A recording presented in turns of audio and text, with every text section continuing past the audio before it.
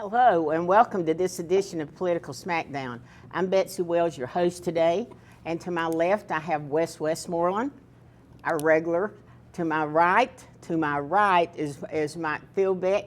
Is he your regular? And he's my regular, and Andy Dedman, my cohort, on my extreme right. We're just glad to be with you today, and thank you for tuning in, and we hope you learned something, maybe get a laugh or two as we continue this 30 minutes. Moving on, the first thing we're going to talk about is the war in Iran, and it is a war, although the president keeps calling it a war, but members of Congress say try to hedge from that. After decades of appeasement, United States and Israel have aggressively launched an offensive against Iran, and you can see the map there.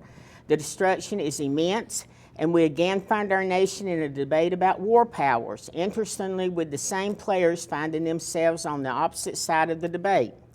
The administration has had several different explanations as to the immediate cause of action, and as of yet we've had no clear indication of a stated goal other than to ensure that Iran does not have nuclear weapons. Seemed like we had about nuclear weapons about Iraq, didn't we? But what does victory look like in Iran, and what role should Congress have? We've already, the death toll is up to 7 servicemen and about 100 some been wounded. Wes, start. Well, you got two parts to that question. What does victory look like, and what role should Congress have? I'll sort of make a stab at the first part of that question, and then we'll spread it around a little bit. You know, I think we can all agree that Iran cannot become a nuclear state. And I fully support our troops, and I'm glad that we have an administration who, frankly, unlike any since World War II, is allowing the military to make the decisions on what and when and where to strike. There can be no question that this military is there to win and being given the reins to win. But win what? That is the big question. Is it to prevent Iran from becoming a nuclear state?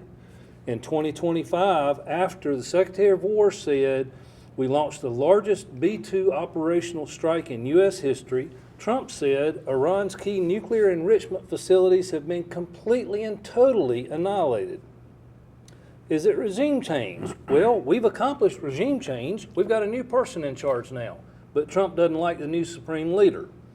And of course, we remember Libya, Yemen, Syria, Afghanistan, Iran in 2020. On Monday, Trump said the war is very complete, pretty much. They have no navy, no communication, no force, but yet they control the Strait of Hormuz, which is a critical waterway to the world. Which was on that map that was shown a few moments ago. And then Trump said yesterday, the United States has virtually destroyed Iran, and in the same breath, we've got to finish the job. So it must be an imminent attack on U.S. soil. But even the administration acknowledged that that's months, if not years, before Iran would have that capability. So I'm not clear on the purpose, so I don't know what victory looks like. Certainly have no idea what comes after this military action, and frankly, I'm not sure the administration does either. But like presidents before him, you can bet that Trump will declare victory at some point before long. Will it be mission accomplished like Bush did on that ship that time? Andy, what's your thoughts? Betsy, I understand the rationale for it. One, the Supreme Leader, Khomeini guy, was a bad actor any way you cut it. There was just an opportunity not only to get him, but most of the top leadership in one place. And that's what that was really about. You also got to fear about the nuclear weapons development that's been going on off and on for years. But here's the thing. Any military strategist will tell you, if you don't put boots on the ground, you can have all the air war, you can blow everything all up, but until you actually have people there with automatic weapons and tanks and everything else, you are not going to really change anything. And that's what, I don't want to see us get dragged into another one of these wars in the Middle East. I mean, we're still not out of Iraq. We're still stuck there. And I just don't know that we have an appetite for it. And this is the problem that I think the president's going to have. Even his bag of folks are starting to turn on him. Seth Rogen, who is a big podcaster, and he was taking Trump to task about, he promised we would not get in any more foreign wars. Well, they can call it what they want, but it is a war. I mean, Korea, they said, was a police action. I mean, and that sort of thing. But war is war. People get killed, people get hurt, things are destroyed. That's a war. I don't see how anybody else could call it anything else. But I just don't know what President Trump sees as total victory. I really don't. I don't think he's figured it out yet. So I really don't know. But the military has done their job. There is no doubt about that. But I worry about yesterday, as we do this on Thursday, they were starting to mine the Strait of Hormuz. That is just, it can't happen. Because you've got 20% of oil worldwide demand that's coming through that strait. There's just no doubt we've got to do something about it. And we've got the manpower. I don't know how many carrier groups they've got over there. I want to say there was 2. That is a huge force. A lot of firepower, a lot of airplanes, Tomahawk missiles, you name it, it's there. They can do it, but we've got to have an end game to this, Betsy. It just can't be open-ended. All right, Mike. Well, to start off, I know you're chomping at the bit. I'm going to start off with a more philosophical look. Since 1979, when the pro-Western Shah of Iran was overthrown, Iran has basically been a rogue state with a stated goal of seeing the demise of the West and specifically the United States of America. We have seen ups and downs. We've even seen 2 American presidents give money for hostages to get out of Iran, both Biden and Obama in 2016 and in 2023, and they were roundly criticized for that, but they made it easier for Iran. I do think part of victory is to ensure no nuclear weapon. I can see Iran being the type of people that if they ever got the ability to put a nuclear weapon into Washington, D.C. or New York City, they would do it. And so I do have some support for what the president's trying to do in stopping that from happening. He's got 90 days under the War Powers Act that's often discussed before he has to have congressional approval, and he's well within that. And I just hope that it all runs out its course. I mean, he has essentially destroyed their ability to do a lot of things, but I noticed even this morning, if you want to know how rogue a state they are, they've been bombing sites in their Islamic countries around them. And now they're threatening to bomb, like in Abu Dhabi and Saudi Arabia and other places. They appear to be threatening to bomb their banks, and they've told people to stay at least a kilometer away from a bank in those countries. So it's just awful what kind of state it is. And I hope it can be over in the 4 to 5 weeks that Trump said in the beginning. But we're just going to have to wait and see. But Mike, that takes us to the second part of the question. What is the role of Congress? The War Powers Act, the purpose, the intent was to keep one person from making these decisions when it wasn't an imminent threat. And I struggle with believing Iran was an imminent threat to the United States. Now, it certainly could have been to Israel, certainly could have been to other nation states.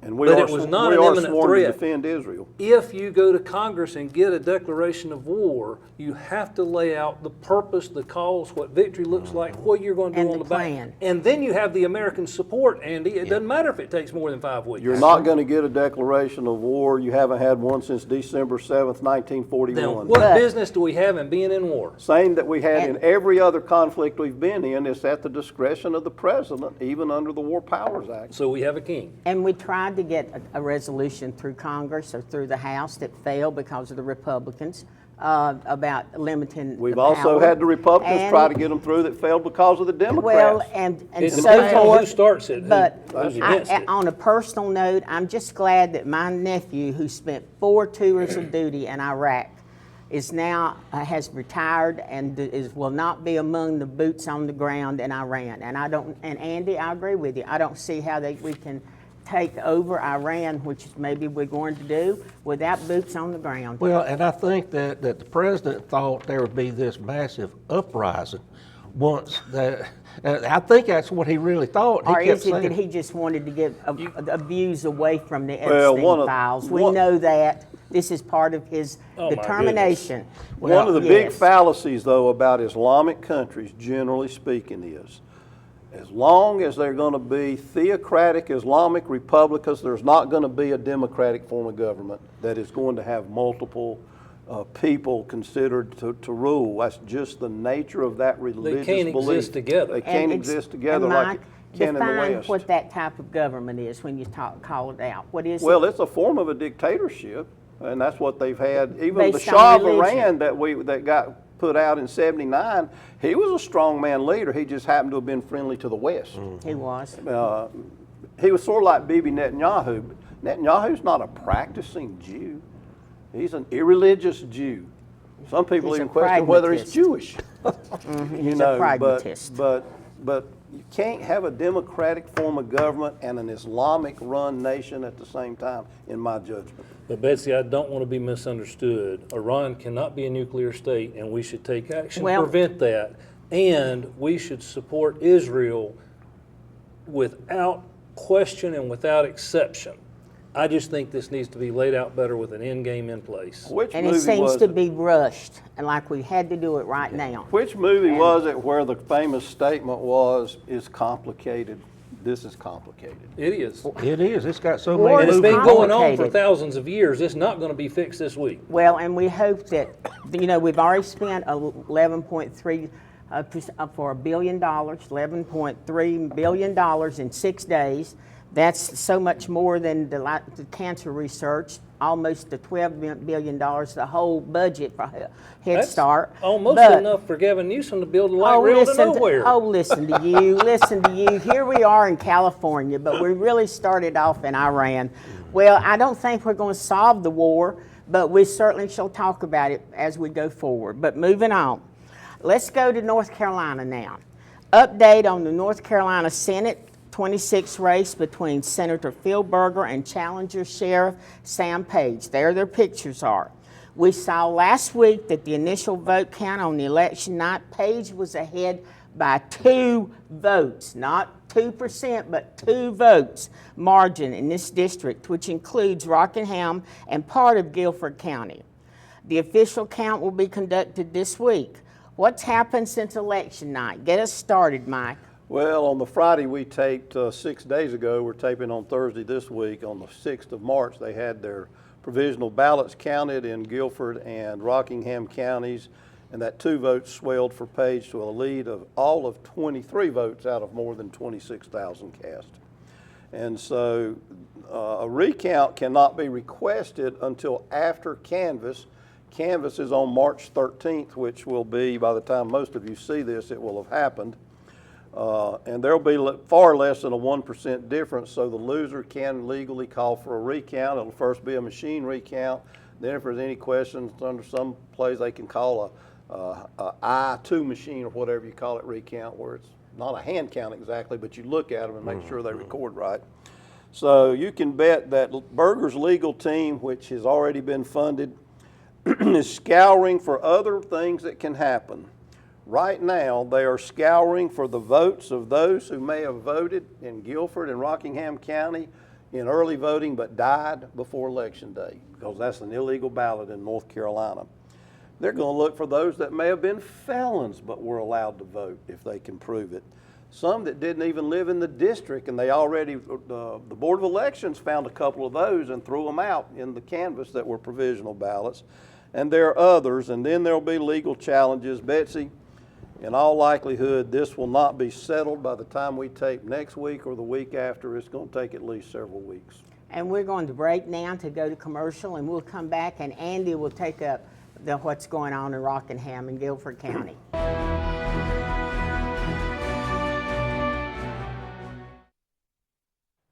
Education is our most powerful tool to improve and change our world. Hi, I'm Rhonda Benfield, your host for School Matters. Join me for a new program every other week with information from and about the students and staff of Cleveland County Schools. Discover what our schools are doing to challenge students and help them reach their full potential.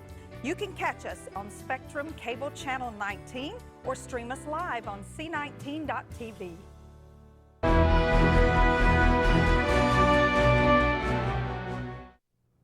And welcome back to the rest of Political Smackdown today. We're in the middle of talking about an update on the North Carolina Senate 26 race between Phil Berger and Sam Page. Mike had spoken before the break, so Andy will pick up with you. What do you think's going on and what's going to happen? There's going to be a lot more money spent, I can tell you that. Who's A going to lot win? more lawyers getting ready. There's going to be, a lot of lawyers. Well, and see, this is the thing, talk a little bit about Berger's defense fund. He can take money from anybody, anywhere, any amount. As long, he has filed it with the IRS, he has got his clearance for it, so it's going to be interesting to finally see who all does. I don't know, I guess he would have to list who give him money for it. I think, I don't know. Depends on if it's PAC money. I would be curious to know when it all comes out who all has given money, because it's going to be people that have got a vested interest in keeping Phil Berger in as pro tem in the North Carolina Senate. It's like I've always said, you follow the Benjamins. Uh-huh. I mean, and that's where it ends up. I'm still just so confused why the people in this district want to throw out the most powerful man in the state. Wes and I talking last week, would people in Dare County threw Mark Bassanite out? I hardly think so. But I don't know. This is just going to be, because it has other ramifications. As soon as this is decided, if Berger does go out, his fundraising stops. Right. They are not going to give him any money to speak of. That's going to have an impact on the Republican caucus, because I don't know how many races they've got that could be close, but so somebody's got to step into the breach and have some fundraising ability. So I don't know. This thing has more moving parts than a car does. I mean, there are so many things. You move one piece here, that one goes there. It has different outcomes every time you do it. This is a political junkie's dream, to be honest, but to see all this happening right now, and there are hopefully going to be a few books written about it, because it really, to me, is fascinating, because I would like to know more about why they turned on Berger. I think it's got to be more than that casino. This is something that's been building for quite some time. I think it's dissatisfaction with the amount of power that he's been wielding there in that county. His son's on the county commissioners, and his other son is on the state Supreme Court, and he doesn't come home to Rockingham County that often. He stays a lot in Raleigh. Now, that's what I heard. All right, Wes, you and Andy both have served in the General Assembly. You know how things are done down there. What do you think? I don't know that I can add a whole lot to this discussion, but Andy, I would argue that every North Carolinian should have a vested interest in Berger staying in his position in the Senate, at least right now. He's been the most significant political leader in North Carolina, state leader in North Carolina, in at least a generation. Mike, he completely created the conservative movement that we have now in the General Assembly that has reduced the corporate tax rate, reduced personal tax rate, and built back a rainy day fund.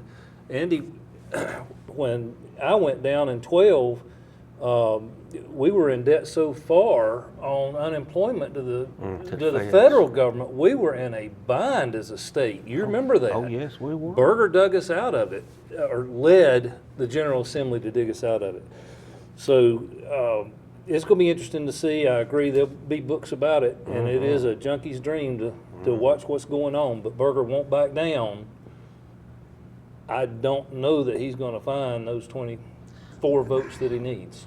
And Sam Page also is setting up this fund, thinking that there will be that going to court. So like Mike said, it's not going to end next week. It's not going to end Give you just a next couple week. factual things I didn't mention, Betsy. Okay. As far as those I mentioned about if they died before Election Day but voted early voting and others, any irregularities have to be filed by 5 p.m. on March 17th. So it can't go on forever that you keep looking. That's one of the articles I read.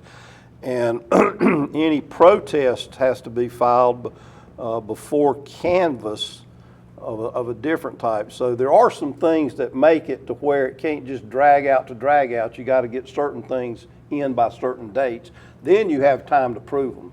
And the courts can drag things out. Yeah. And remember, we're talking about a primary election. This is not the general election. No. So in order to get the names on the ballot, the Republicans have got to get this settled. And there is a Democrat running in that Yes, one. there is a Democrat running in there, so whose People name will just be kind on of it? forgot about I know, him. you think that, well, he's been so much hoopla.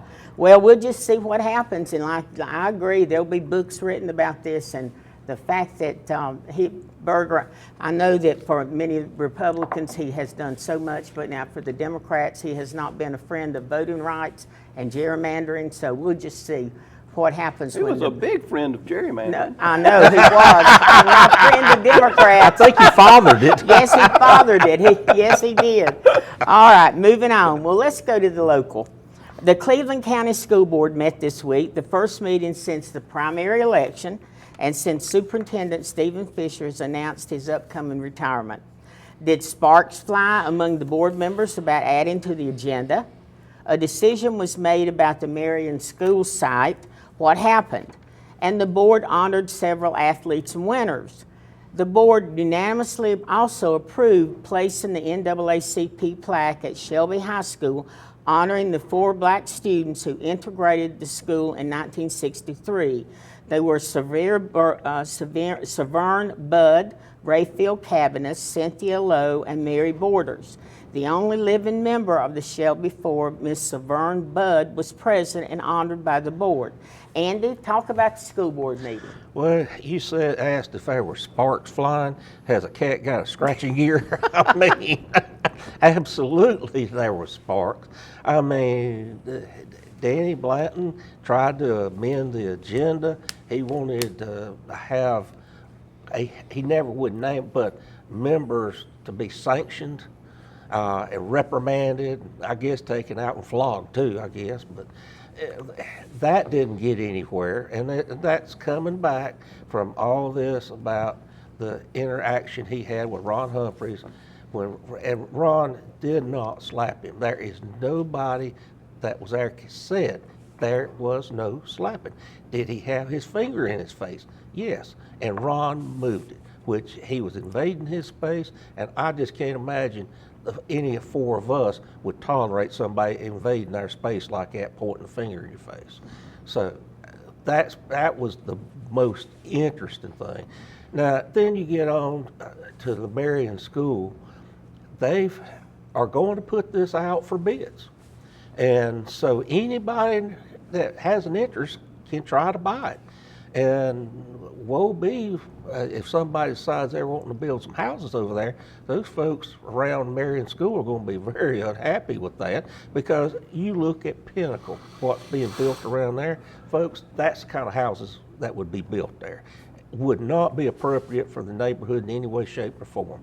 So I guess they're probably going to be thinking, if this thing, when it all finally comes and goes, that, you know, maybe that religious group wasn't so bad after all, because it would have been a great thing. It would have kept the school in use. I mean, something positive coming from it.